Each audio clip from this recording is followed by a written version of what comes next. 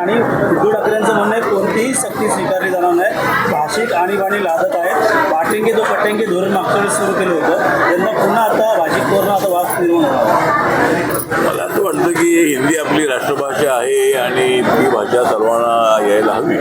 मराठी तर भाषा आपली आहेच आहे, सगळे विषय आपले मराठीमध्ये आहेतच आहे. ज्या पद्धतीने हिंदी आहे त्या पद्धतीने इंग्लिश आपल्या मुलांना आलं पाहिजे. जर आपल्याला देशामध्ये प्रगती करायची असेल, त्या मुलांना चांगल्या पद्धतीने डेव्हलप करायचं असेल तर मराठी तर आपली मातृभाषा आहेच आहे, त्याच्याबद्दल आम्हाला सर्वांना अभिमान आहेच आहे. मराठी जी भाषा आहे त्या मराठी भाषेमध्ये शिकणाऱ्या मुलांना सगळे विषय हिंदीमध्ये शिकवा अशा पद्धतीचा आदेश अजिबात नाही. जरी इतरी भाषिक जरी असला तरी हिंदी आपली राष्ट्रभाषा असताना त्या पद्धतीने एवढं त्याला नकार देणं बरोबर नाही आहे. मराठी तर आम्ही आहोतच आहे. माननीय उद्धव ठाकरे, राज ठाकरे मराठी आहेतच, आम्ही मराठी आहोत.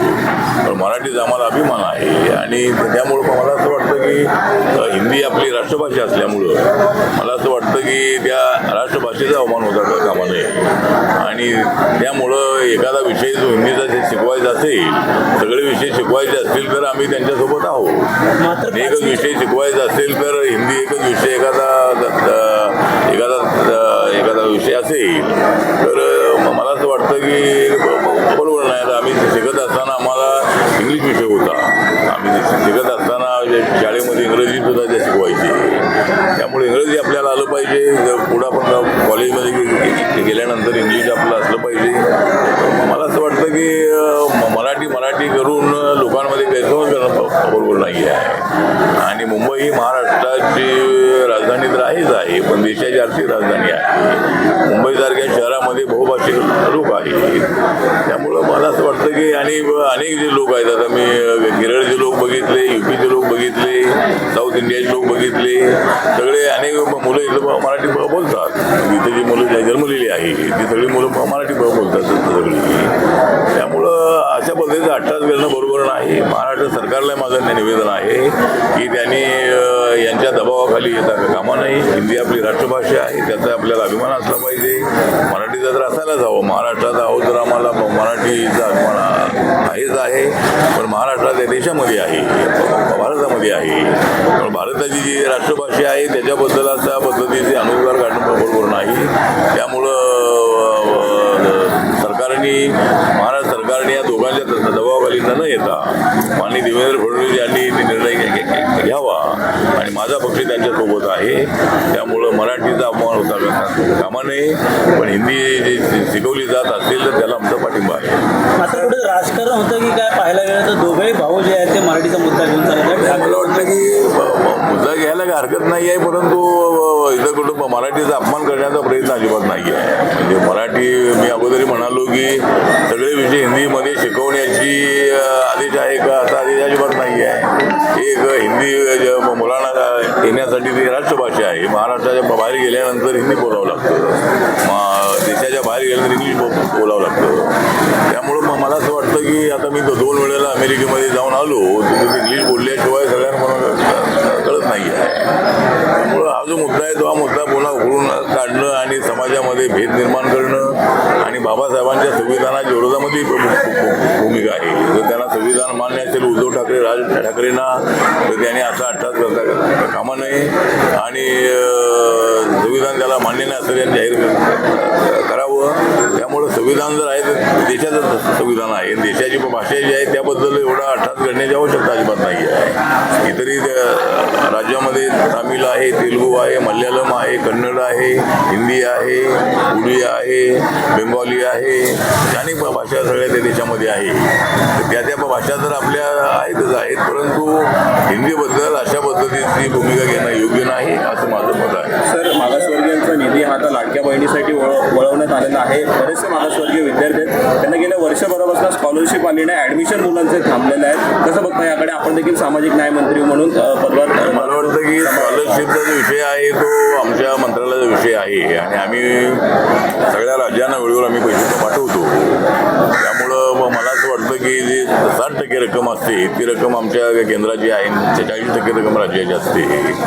तर स्कॉलरशिपसाठी काय मला वाटतं अडचण कुठं आलेली आहे असं मला वाटत नाही. अडचण आली राज्यात असेल तर बऱ्याचशा त्यामध्ये ठिकाणी फी वसुलीसाठी सक्रिय आहे. काल देखील MIU संघटनेने पत्र दिलं जिल्हाधिकाऱ्यांना. अशा प्रत्येक जिल्ह्यात तीच परिस्थिती पाहायला मिळते.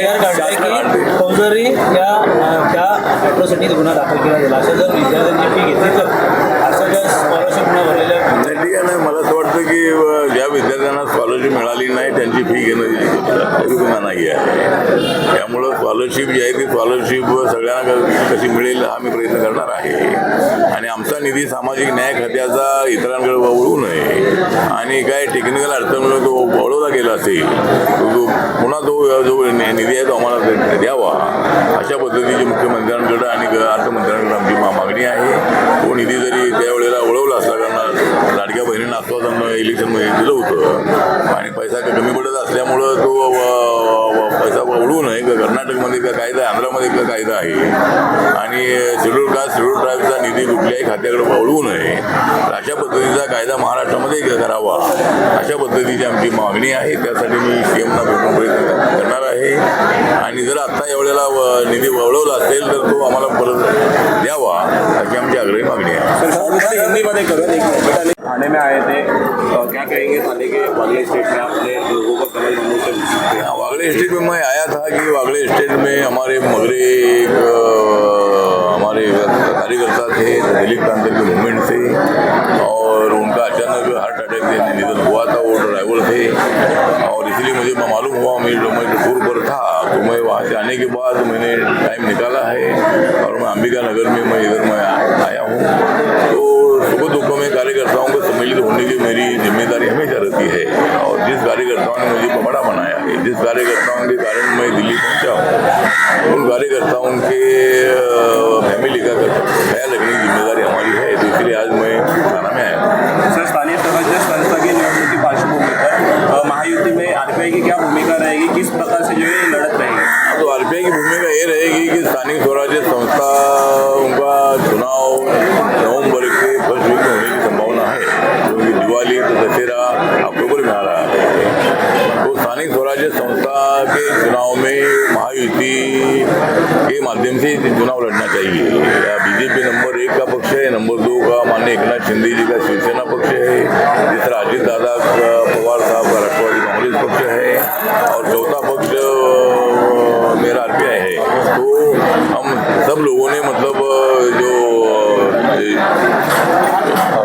चुनाव है ये स्थानीय स्वराज्य संस्था का चुनाव एक साथ लड़ना चाहिए, ये मेरी भूमिका है. सर, राज्य में मराठी और हिंदी भाषा का जो है मुद्दा भड़काया जा रहा है, किस प्रकार से देखते हैं?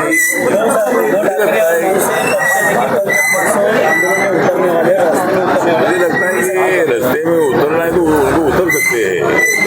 मुझे लगता है कि ये मुद्दा बिल्कुल नहीं है. वो मुद्दा नहीं है. ऐसे मुद्दे उठाने की आदत राज ठाकरे उद्धव ठाकरे जी को है.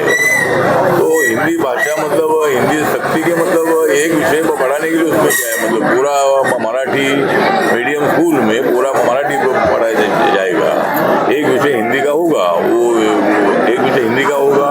पूरा हिंदी पढ़ाने का अगर तो है तो फिर हम समझ सकते हैं. इसीलिए मुझे लगता है कि इस मुद्दे को ये मुद्दा इनका संविधान के विरोध में है. बाबा साहब ने जो संविधान दिया है उसमें हिंदी राष्ट्रभाषा है. तो राष्ट्रभाषा का भी अपमान नहीं होना चाहिए. मराठी का तो अपमान बिल्कुल नहीं होना चाहिए. और इसमें मतलब हिंदी कंपलसरी मतलब एक विषय बच्चों को भी मतलब हिंदी आनी चाहिए. ये राष्ट्रभाषा है और उस राष्ट्रभाषा का विरोध करना ठीक नहीं है. इसीलिए मराठी के बारे में तो हम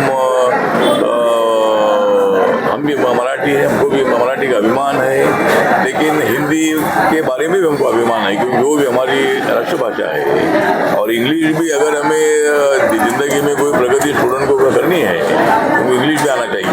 इसीलिए मुझे लगता है कि ये इसी तरह का मुद्दा उठाना ठीक नहीं है. हर जगह पर मराठी करना ठीक नहीं है. बोर्ड मराठी में होनी चाहिए बात सही है, लेकिन वह इंग्लिश में भी बोर्ड होना चाहिए. अगर हम अभी वहाँ साउथ में जाते हैं तो साउथ की लैंग्वेज इतनी कठिन है कि भाई अगर वहाँ लोकल लैंग्वेज के बोर्ड लगेंगे तो कौन सा शॉप है क्या कुछ मालूम होगा नहीं. इसीलिए वह इंग्लिश है और मतलब लोकल का भी उनका बोर्ड होता है, इसी तरह यहाँ मराठी का बोर्ड होना ही चाहिए। राज ठाकरे के मुद्दे जो मैं सहमत हूँ कि भाई मराठी का बोर्ड होना ही चाहिए, लेकिन खाली मराठी का ही बोर्ड हो, वहाँ इंग्लिश का ना हो या हिंदी का ना हो, इसी तरह की भूमिका लेना ठीक नहीं है।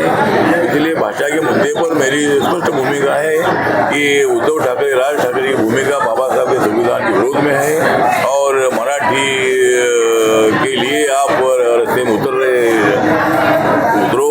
लेकिन हिंदी भाषा पढ़ाने के लिए उन्होंने विरोध करना ठीक नहीं है, ये संविधान का विरोध है।